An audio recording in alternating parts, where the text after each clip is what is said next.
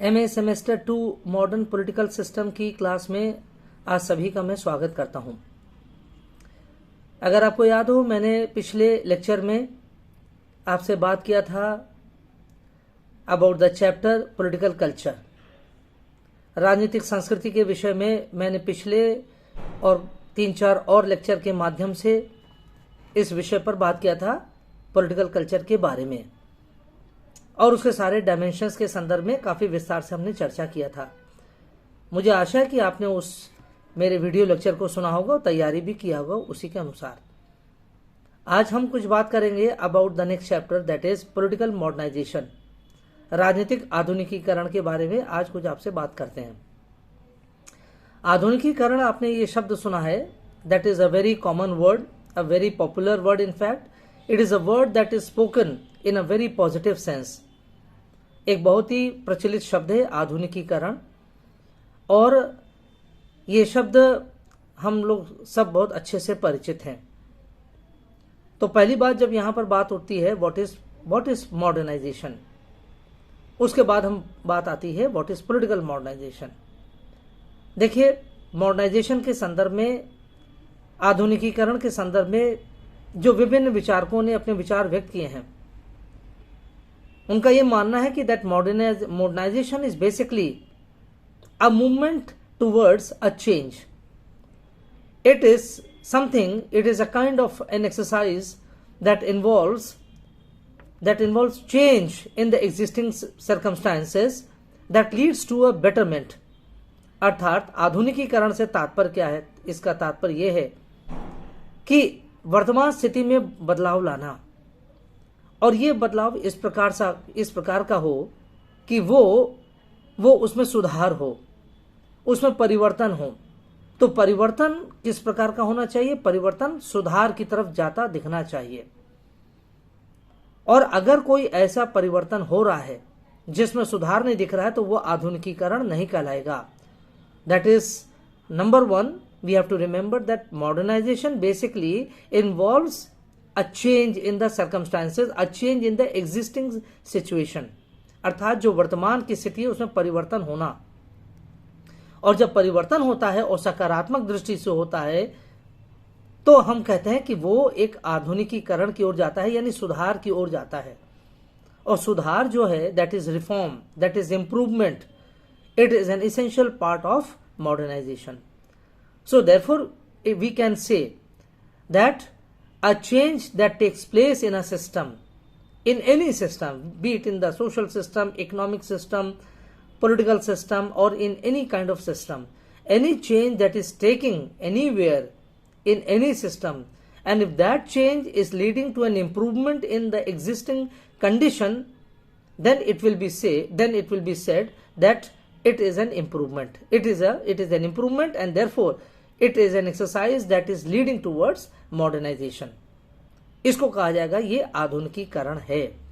तो अर्थात वर्तमान की स्थिति में जब परिवर्तन आरंभ होता है, और वो परिवर्तन जब किसी सुधार की ओर जाता दिखता है, तब हम कहते हैं कि हम आधुनिकीकरण की ओर बढ़ रहे हैं। We are moving towards modernisation. Therefore modernisation involves the change in the existing circumstances. इसलिए आधुनिकीकरण में एक महत्वपूर्ण बात यह है कि धीरे धीरे बदलाव उसमें दिखना चाहिए, धीरे धीरे उसमें सुधार दिखना चाहिए। तो जब धीरे धीरे ये परिवर्तन दिखेगा, सुधार दिखेगा, बदलाव दिखेगा, तब हम कहेंगे कि ये आधुनिकीकरण की दिशा में ये परिवर्तन हो रहा है। तो सिंपलेस्ट, सबसे सरल शब्दों में जो विभिन्न विचारकों ने कहा है, ये है। अच्छा, अब हम इसको, अगर ये तो अभी हमने एक सिंपल डेफिनेशन से दिया है, अब यहाँ पर अगर हम किसी विचारक का नाम लें, फॉर एग्जांपल कोलमैन, आपने आर्मंड एंड कोलमैन का तो नाम सुना ही होगा। So Coleman, when he says what modernisation is, he gives an example. Coleman ने कुछ उदाहरण दिए हैं, और जब उदाहरण देता है, कहता है कि जैसे movement from the rural process to urban process, यानी जो एक परिवेश है, the movement from rural environment to urban environment, from the rural setup to the urban setup, यानी ये जो नगरीकरण की ओर विकास होता है, that is more and more people moving towards cities, towards metropolises, towards urban areas, it is a definite sign of improvement. It is not a sign of the failing, you can say status of the villages. ऐसा नहीं कहेंगे कि village इससे गांव एकदम खत्म हो रहे हैं, वो उनका अंत हो रहा है, लेकिन ये निश्चित रूप से सत्य है कि गांव से अधिक जो व्यापक जो एनवायरनमेंट जहां मिलता है, एक व्यापक जो परिदृश्य देखने को मिलता है, वो शहरों में मिलता है. Because cities are generally equipped with more facilities of all kinds, whether it is in the field of education, whether it is in the field of health, whether it is in the field of personality development, whether it is relating to employment. In any field we can see. So cities or metropolises provide a much greater opportunity of forward movement. तो इसलिए Coleman कहता है कि जब हम गांवों से निकलकर हम शहरों की ओर आते हैं तो ये एक सुधार की प्रक्रिया है, और ये चूंकि सुधार की प्रक्रिया है इसलिए आधुनिकीकरण की प्रक्रिया है. कोई भी आधुनिकीकरण होगा उसमें सुधार होना बहुत आवश्यक है, क्योंकि ये लोग कहते हैं कि प्रत्येक जो चेंजेस हो रहा है, जो प्रत्येक बदलाव हो रहा है कहीं पर भी, अगर उसमें सुधार नहीं है तो वो आधुनिकीकरण की प्रक्रिया नहीं कहलाएगी. So a change is number one condition, that there should be a change in the circumstances, and that change should be in the direction of progress. That change should be in the direction of growth. Only when these two conditions are met, then only can we say that a process of modernization is going on. तब हम कह सकते हैं हाँ, एक आधुनिकीकरण की प्रक्रिया चल रही है, या शुरू हो गई है, या उसकी ओर बढ़ रही है. तो इसलिए कोलमैन ने कहा, एग्जाम्पल दिया कि जब हम बात करते हैं कि गांव से लोग निकलकर शहरों की ओर जा रहे हैं तो it is an example of modernisation. इसी तरह से उसने कहा कि लोग जैसे जैसे और पढ़ाई लिखाई कर रहे हैं, हम कहते हैं कि जो लिटरेसी का जो स्टेटस बढ़ता जा रहा है धीरे धीरे, है ना, अधिक से अधिक लोग साक्षर हो रहे हैं, अधिक से अधिक लोगों को जानकारी हो रही है, अधिक से अधिक इंफॉर्मेशन की अवेलेबिलिटी हो रही है, सूचना हमको मिल रही है. तो इसलिए again it is a definite sign of modernisation. ये भी आधुनिकीकरण का एक पहलू है, हमें इसको ध्यान में रखना होगा. इसलिए देखिए जो भी एग्जाम्पल ये दे रहे हैं कोलमैन, उन सब में ये सारी बातें इसमें निहित है ये. अच्छा, अब देखिए जो कोलमैन ये जो बात कह रहा है कि इस तरीके के जो परिवर्तन होते हैं, ये परिवर्तन हमें आधुनिकीकरण की ओर ले जाते हुए दिखते हैं. The same thing has almost been said by an Indian thinker, an Indian scholar, Professor S.P. Verma. Professor S.P. Verma, he is an Indian academic, he is an Indian scholar who has contributed massively to political theory and to studying the Indian, we can say, institutions. ये एक भारतीय विद्वान है, इन्होंने काफी अपना समय लगाया है, बड़ा योगदान है इनका भारतीय व्यवस्थाओं को पढ़ने में, उसका अध्ययन करने में. इसलिए जब S.P. वर्मा कहते हैं, यहाँ जब वो डिफाइन करते हैं what modernisation is, what is understood by modernisation, तो उन्होंने यही बात कही. उन्होंने कहा पहली बात हमको ध्यान रखना होगा कि जब भी हम आधुनिकीकरण के बारे में बात करेंगे तो इसका तात्पर्य है कि हम परिवर्तन की मांग कर रहे हैं. We are demanding a change in the circumstances, we are demanding some kind of a process of change, अर्थात परिवर्तन की प्रक्रिया कहीं स्टार्ट होती दिखनी चाहिए. अगर परिवर्तन ही नहीं होगा तो कोई आधुनिकीकरण नहीं होगा.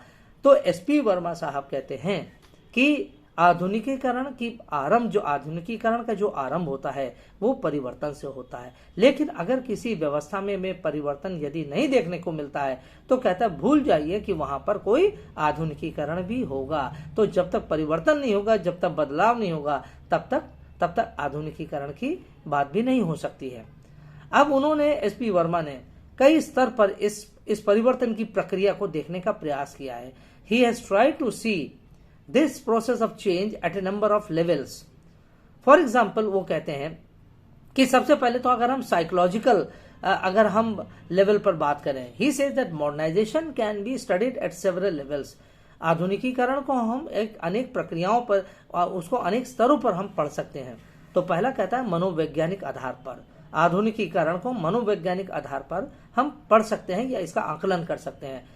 किस तरह से? कहता है साइकोलॉजिकल जो हमारा बेंट ऑफ माइंड होता है, that often tells us whether we are forward looking, whether we are progressive और not, whether we want a change for the better or not।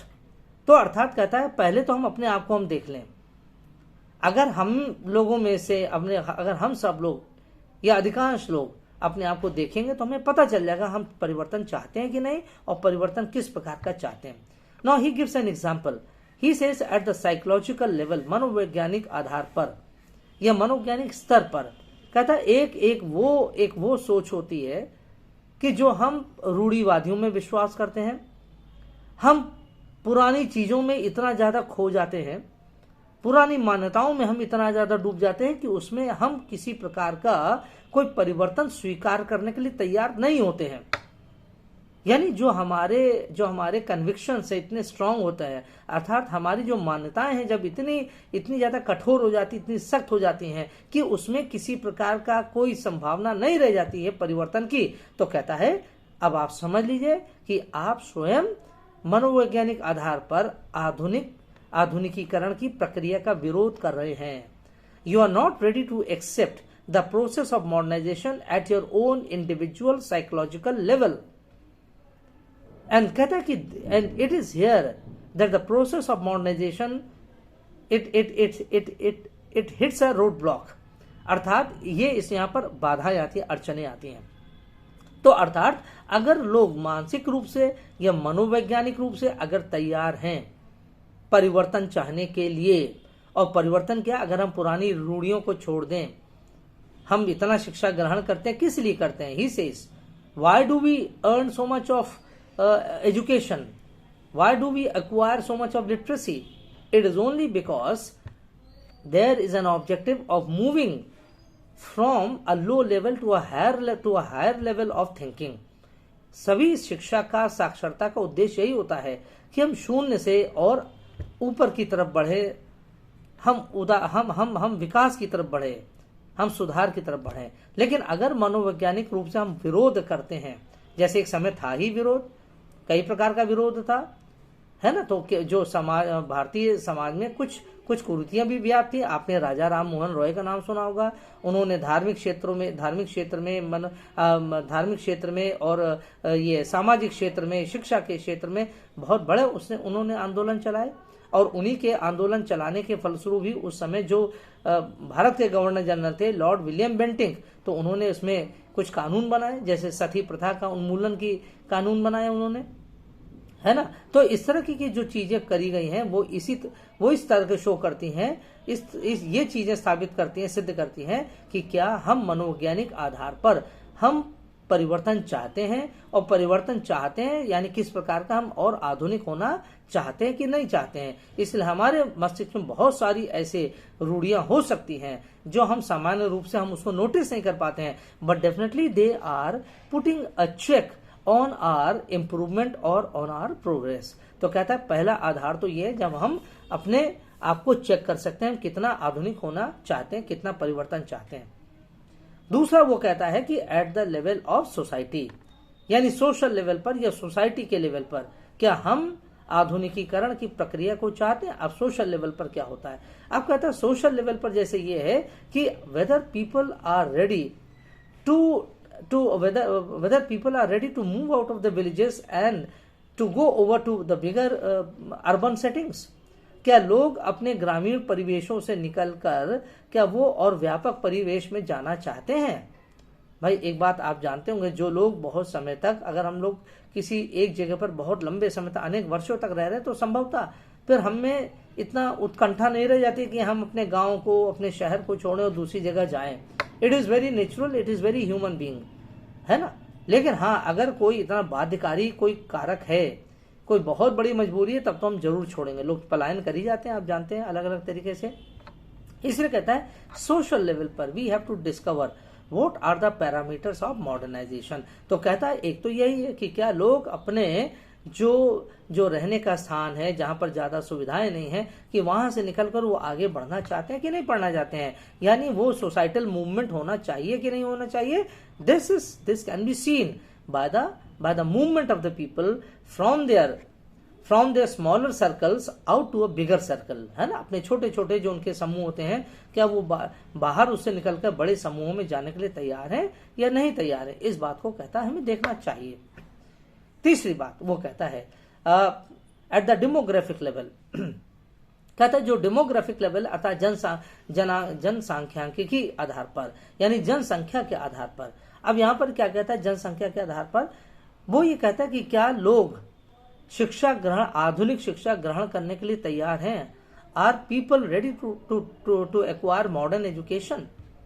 कई बात तो ये कहा जाता है कि बहुत लोग आधुनिक शिक्षा का विरोध करते हैं। अब आप लोग तो समझ रहे होंगे कि ऐसा भाई आखिर कौन है कि जो आधुनिक शिक्षा का विरोध करेगा। You may be thinking in your self that who are those people who oppose और who protest against modern education. ये है ही भाई, आपने देखा होगा कि जैसे वैक्सीन लगवाने को लेकर लोग इतना ज्यादा सशंकित थे कि पता नहीं वैक्सीन लगेगी तो हम जीवित भी रहेंगे कि नहीं जीवित रहेंगे, या हमारी प्रतिरोधक क्षमता तो नहीं समाप्त हो जाएगी। जबकि वैक्सीन लगाने का उद्देश्य ठीक इसके विपरीत था कि आप रोगों से आपकी प्रतिरोधक क्षमता आपकी और सशक्त हो सके, स्ट्रांग हो सके, आप जल्दी बीमार न पड़े, है ना, आपके ऊपर कोई विपत्ति ना आए। लेकिन लोग फिर भी उल्टा सोचने लगे। इसलिए वो कहता है कि जो जनसंख्या के आधार पर परिवर्तन देखने को मिलते हैं कि are you ready to accept the education, क्योंकि डेमोग्राफी में ही एजुकेशन भी आता है। क्या लोग तैयार हैं आधुनिक शिक्षा ग्रहण करने के लिए? उनके मन में कोई भय तो नहीं, कोई संशय तो नहीं है। बहुत जगह आज भी दुनिया में आधुनिक शिक्षा को सुलभ नहीं कराया जाता है। कई ऐसे देश हैं भाई, जो देश जहां पर इस तरह से बहुत सारे लड़ाके लड़ रहे हैं, आप जान रहे होंगे कि जहां पर लोगों को ग्रो नहीं करने दिया जाता है कि आधुनिक शिक्षा इसको ना दिया जाए, नहीं तो ये स्वतंत्र दिमाग का हो जाएगा, ये हमारे बस में नहीं रहेगा। इसको बस एक प्रकार की शिक्षा दो कि बस उसको यही एक चीज बताते रहो कि तुम्हारे साथ ये हुआ, वो हुआ, अन्याय हुआ, उससे आगे ना बढ़ने दो। तो कहते हैं इसलिए एसपी वर्मा कहते हैं, तो इसलिए एट द डेमोग्राफिक लेवल अर्थात जनता क्या सोचती, जनता के सोचने का ढंग क्या है। Are people ready to change themself, are people ready to move on the path of development. It is a big question, है ना। तो कहता है देखे ना, जैसे ही वर्मा कहते हैं, प्रोफेसर वर्मा कहते हैं कि सुनने में तो बड़ा सामान्य सा लगता है, हर एक आदमी चाहेगा, हर एक माता पिता चाहेगा उसके बच्चे पढ़ें, लेकिन कहते हैं सुनने में ज्यादा अच्छा लगता है। वास्तव में चीजें बहुत अंतर है। इट इज नॉट दैट कि everything that sounds good will always be welcomed, है ना, ऐसा नहीं है। इसलिए इसी वजह से कहता है ये आधुनिकीकरण की प्रक्रिया कई जगह से बाधित होती है। इसी तरह से कहते हैं इकोनॉमिक लेवल पर, at the level of economic development, आर्थिक आधार पर भी आधुनिकीकरण की प्रक्रिया को समझा जा सकता है कि क्या लोग अपने जो आप कह लीजिए कि एक परंपरावादी जो काम कर रहे होते हैं, क्या उस परंपरावादी काम को छोड़कर अब वो आधुनिक परिवेश में जो नए नए कामकाज हैं, रोजगार हैं, क्या उसको स्वीकार करने के लिए तैयार हैं। इकोनॉमिक लेवल पर अर्थात आर्थिक आधार पर जब रोजगार की बात करते हैं, बहुत सारे लोग अपने परंपरा से जो चले आ रहे हैं काम धाम, उसको छोड़कर आगे नहीं बढ़ना चाहते हैं। तो इसलिए कहता है कि at the economic level again there is a challenge, है ना। तो एक तो ये हो गया, क्या जो सिस्टम, जिस सिस्टम में हम रह रहे हैं, जिस व्यवस्था में रह रहे हैं, क्या वो व्यवस्था भी इकोनॉमिक चेंजेस को प्रमोट कर रही है कि नहीं प्रमोट कर रही है, ये भी एक बड़ा प्रश्न है ना। कई बार सरकारें होती हैं, राज्य ऐसे होते हैं कि जो लोगों को गरीब रखना चाहते हैं, आगे नहीं बढ़ने देना चाहते हैं, and this can be found everywhere, I mean in many parts of the world. आप देख ली बहुत सारी ऐसी जगह हैं, जैसे ये जैसे सोमालिया, कीनिया, इथियोपिया, नाइजीरिया, ये ऐसे देश हैं जहां पर कोई डेवलपमेंट ही नहीं है और ना ही सरकार की कोई रुचि है वहां पर कि कोई डेवलपमेंट किया जाए। थोड़ा बहुत जो हो रहा होगा, लेकिन otherwise those countries are very much disturbed and problematic. इसलिए कहता है कि ये एट द इकोनॉमिक लेवल भी, है ना, हमारी इकोनॉमी किस प्रकार की है, क्या हम मॉडर्न रिसोर्सेज को अब हम यूज कर रहे हैं कि नहीं, जो रिसोर्सेज हैं, जो आपके लिए संसाधन है, क्या उसका बेटरमेंट के लिए प्रयोग हो रहा है कि नहीं, वो इस्तेमाल हो रहा है कि नहीं। फॉर एग्जाम्पल अगर नॉर्थ कोरिया को हम देखें, नॉर्थ कोरिया के जो भी साधन या जो संसाधन है, रिसोर्सेज हैं, most of the resources are being put into the military development, into the development of armed forces। वहां पर मिसाइल बन रही हैं, रॉकेट बन रहे हैं, तोप बन रहे हैं, ये बंदूकें बन रही हैं, बम बन रहे हैं। So a major part of the resources is going into the preparation of the war, preparation of an unseen war, अर्थात जो अभी एक आगे का हमें दिख नहीं रहा है कि कौन सा युद्ध होगा, लेकिन वो एक तैयारी हमेशा बनी रही है, मतलब बना के चल रहे हैं। तो एक नहीं है, इस तरह से there are so many examples. So where governments they are putting in their resources, their pressure resources, not for the development of the people, but for the development of the but for the development of military hardwares, है ना, सैन्य उपकरणों को बनाने के लिए बहुत सारा इन लोग का ध्यान लगा जा रहा है। तो इसलिए ये जो सारी गतिविधियां इस प्रकार की, they cannot be called as modernisation, इनको हम मॉडर्नाइजेशन नहीं कह सकते हैं, है ना। इसी बात को ये एसपी वर्मा ने और कोलमैन ने भी यही कहा कि परिवर्तन तो होना आवश्यक है, परिवर्तन नहीं होगा तो यथास्थिति बनी रहेगी। यथास्थिति कोई बहुत अच्छी बात नहीं है। तो जैसे प्रकृति में परिवर्तन होता है वैसे ही परिवर्तन समाजों में भी होना चाहिए, है ना। लेकिन अगर वो जो सामाजिक परिवर्तन है अगर सही दिशा में जा रहे हैं, अच्छी दिशा में जा रहे हैं, सकारात्मक उनकी पहलू पहले, तो निश्चित रूप से वो आधुनिकीकरण की दिशा में या मार्ग में उनकी यात्रा चल रही है या उसमें वो कंट्रीब्यूट कर रहे हैं, है ना। अच्छा, अब दूसरी बात, अब यहाँ पर एक विचारक और भी है जिसका हम नाम लेंगे आइंसडार्ट। इसका नाम है आइंसडार्ट। अच्छा, अब जो आइंसडार्ट है इसकी स्पेलिंग जान लीजिए, EINSTADT, EINSTADT, है ना।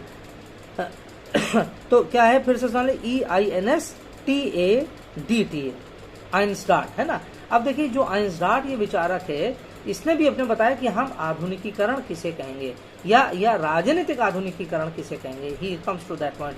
अब कहता है कि देखिए जैसे जैसे आधुनिकीकरण की प्रक्रिया बढ़ती है वैसे वैसे व्यवस्थाओं में परिवर्तन होता है। अगर समाज में परिवर्तन हो रहा है तो राजनीतिक व्यवस्था में भी परिवर्तन होगा, क्योंकि राजनीतिक व्यवस्था सामाजिक व्यवस्था का एक हिस्सा है ना। तो ये कह रहा है कि as social systems move on the path of modernization, they move on the path of development, so do the political systems, because political systems, they are part and parcel of the social system. So it is something not that social system is, where social system is moving forward, the political system will be lacking behind. It is not a case like that, or it also cannot be a case vice versa, where the society is not moving, where there is no societal improvement, but if we expect that there should be political improvement, political development in the political system, again that will not be possible.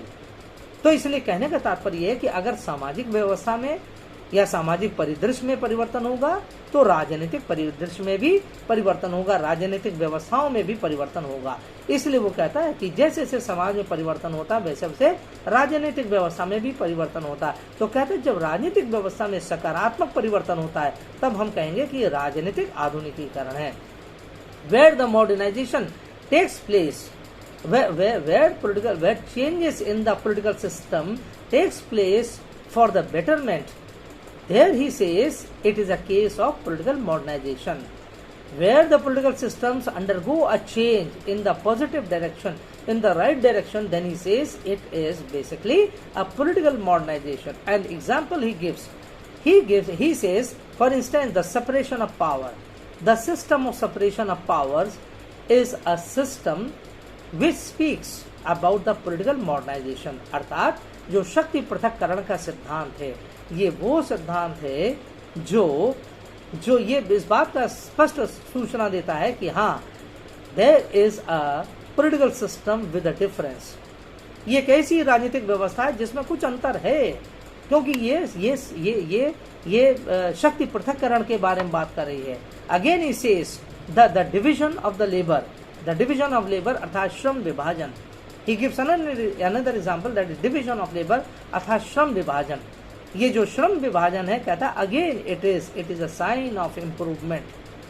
That is to say, there was a time when all the powers were vested in the same person. For example, in the ancient monarchs, in the ancient tribal chiefs, all the powers, whether the executive, legislature, judiciary, that is the power of making laws, the power of implementation, or the power to punish anyone, all the powers, they were vested only in one individual or a few individuals.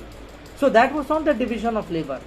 So therefore he says what is implied by division of labor is that those people who are fit for a particular task, they should be given that task. Those people who are qualified for another kind of a thing, those people should be given that type of duties.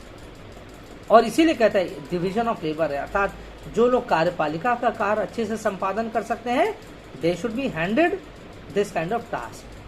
Those who can perform better as in the judicial capacities, those people should be interested with that task.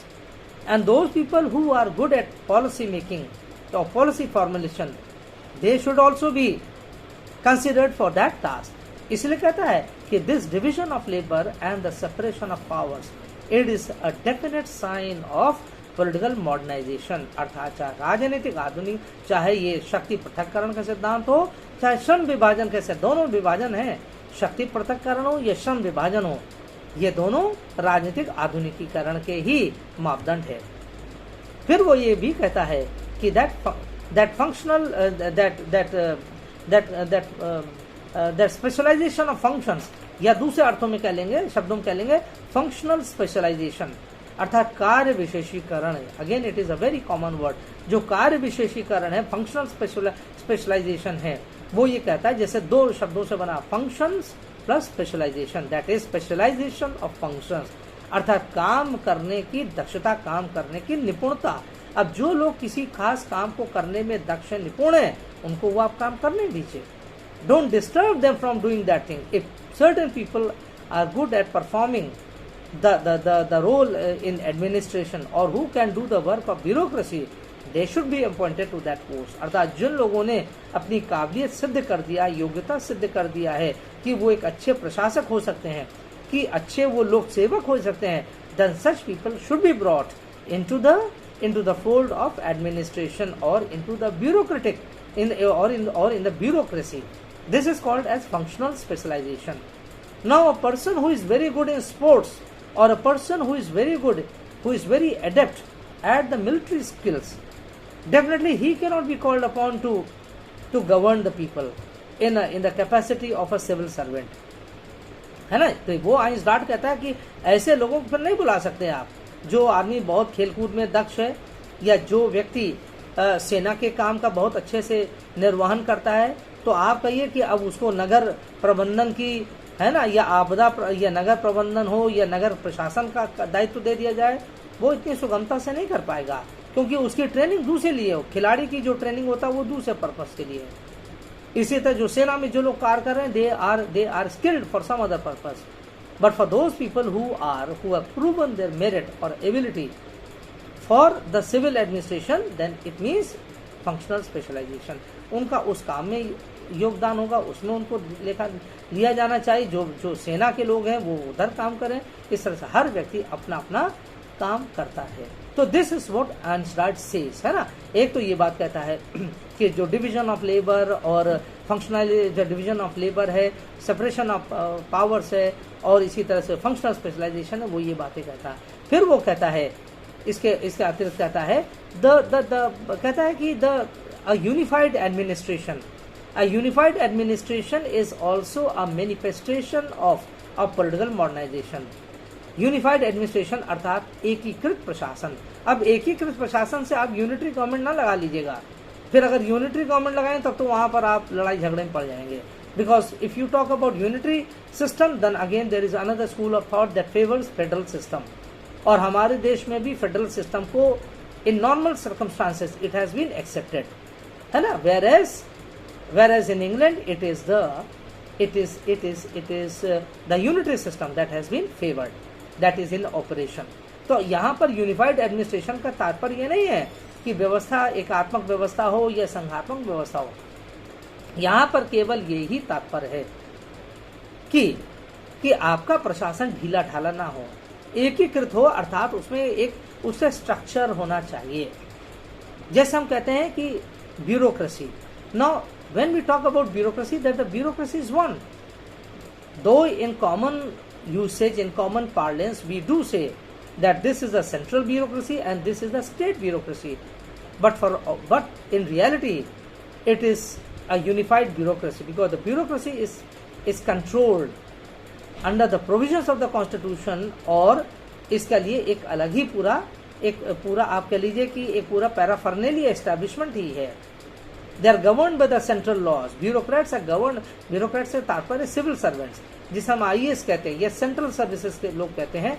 They are governed by the federal laws और governed by the central laws, है ना। State में जब ये लोग काम करते हैं तो चलिए उनको स्टेट ब्यूरोक्रेसी कह देते हैं। हालांकि state bureaucracy is a different thing. जो वहाँ प्रोविंशियल सर्विसेज से आते, they are called as provincial civil servants, है ना। लेकिन जो बड़े पद से पर जो काम कर रहे हैं, they are definitely, it is a unified bureaucracy, है ना। लेकिन जो प्रोविंशियल लेवल पर भी जो काम कर रहे हैं, they are also govern under a definite set of rules and regulations. तो इसलिए कहते हैं यूनिफाइड एडमिनिस्ट्रेशन होना चाहिए। फिर जैसे वो कहता है कि पॉलिटिकल सिस्टम भी यूनिफाइड होना चाहिए, अर्थात राजनीतिक व्यवस्था की ठोस होनी चाहिए। ये नहीं कि ढीला ढाला उसका संगठन हो और there is no correlation between the central political system and the state system. That is, coordination has to be there, whether it is a political system, whether it is a bureaucratic system, or whether it is a bureaucracy, or whether it is the election system or the election commission. बहुत सारी संस्थाएं हैं जो केंद्रीय स्तर पर काम करते हैं, लेकिन उनका जो विस्तार, जो उसका हम कह लें उसका जो विस्तारण है, वो छोटे लेवल तक जाता है। लेकिन कहने का तात्पर्य वो ये कहता है कि it must be unified, there must be coordination between the higher form of institution and its lower levels. तो इसलिए ये जिसे कहते हैं unified administration, unified political system, है ना। Only then you can produce a favourable result that is good and beneficial for the people, है ना। और एक बात आइंस्टाइन और भी कहता है, और वो ये कहता है कि देखिए, जब हम पॉलिटिकल मॉडर्नाइजेशन का नाम ले रहे हैं तो हमको यहाँ ये ध्यान रखना होगा कि देखिए जो अथॉरिटी होती है, वी शुड नो, जो मैक्स वेबर ने कहा था, there are various types of authority. एक तो वो कहता है कि the traditional authority, charismatic authority, traditional authority, और दूसरा कहता है मॉडर्न अथॉरिटी, है ना। जिसे हम कह लें कि एक परंपरावादी सत्ता होती है और एक आधुनिक सत्ता होती है ना। जो परंपरागत होती है, अर्थात अथॉरिटी जो होती है ना, ट्रेडिशनल अथॉरिटी, और भी कह से करिश्मेटिक अथॉरिटी।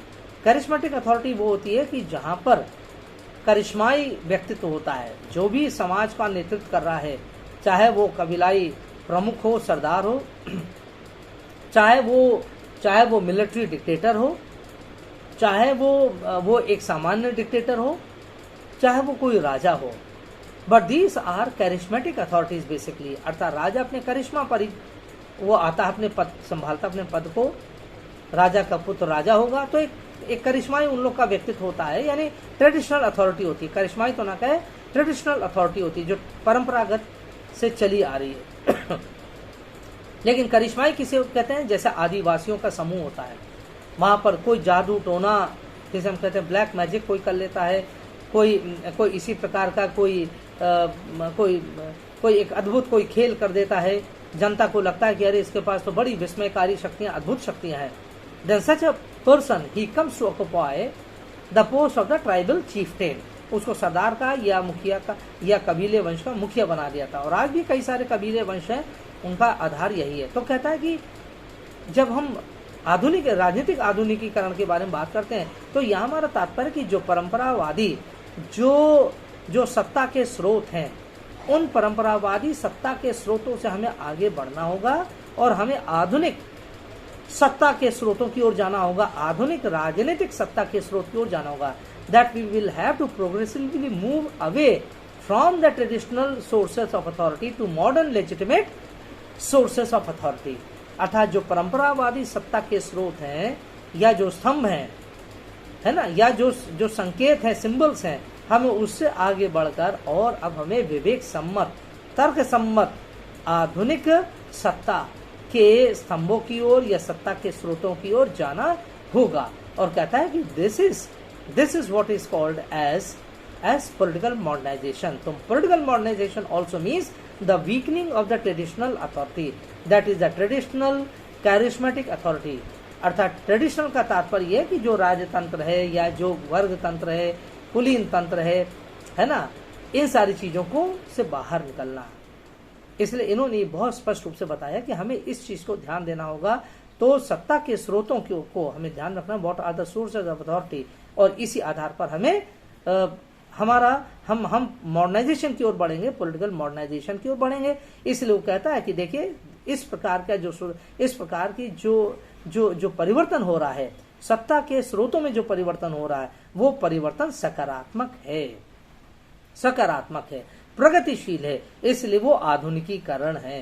परंपरावादी सत्ता से बाहर निकलना अच्छी बात है, आधुनिक सत्ता की ओर बढ़ना, आधुनिक सत्ता के स्रोतों की ओर बढ़ना, अर्थात संविधान के प्रति बढ़ना, राजनीतिक व्यवस्था के प्रति की ओर आगे बढ़ना, है ना, मूल्यों की ओर आगे बढ़ना, ये सारी चीज क्या है, आधुनिक आपके लिए सत्ता के स्रोत हैं जो तर्कसंगत हैं, विवेक सम्मत है। These are rational, these are legal sources of authority, and moving toward this kind of authority definitely involves not only modernization but also political modernization. So therefore in all these ways Einstein has sought to clarify his stand on modernization as well as political modernization. इन तर्कों के आधार पर Einstein ने उसने आधुनिकीकरण और राजनीतिक आधुनिकीकरण को स्पष्ट करने का उसने प्रयास किया है ना। तो विद्यार्थियों आज की बात हम यही समाप्त करेंगे। Let me stop here because otherwise the video would not upload on the YouTube. अब हम अपने नेक्स्ट लेक्चर में I will be starting from this point onwards. So thank you so much for your patience.